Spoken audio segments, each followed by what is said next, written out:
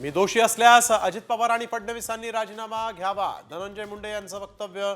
तर सरपंच हत्येचा तपास सुरू असूनही 51 दिवस मला टार्गेट केलं जात आहे, मुंडेंचा आरोप. पक्षाला अडचण निर्माण होईल अशा बाबी टाळा, निवडणुका डोळ्यासमोर ठेवून कामाला लागा, अजित पवारांच्या आमदारांना सूचना.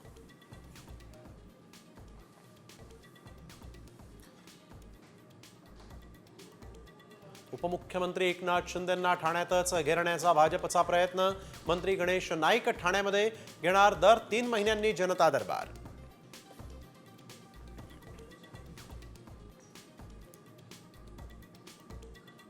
भरत गोगावले अजित पवारांच्या भेटीला. 2 दिवसांमध्ये रायगडच्या पालकमंत्रीपदाचा तिढा सुटण्याची शक्यता.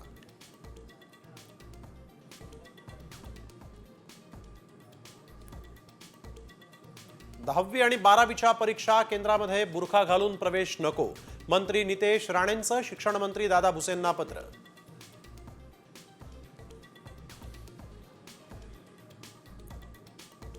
महाकुंभमेळ्यामध्ये संगम किनाऱ्यावर चेंगराचेंगरी, 20 पेक्षा जास्त भाविकांचा मृत्यू झाल्याची भीती, अनेक जण जखमी.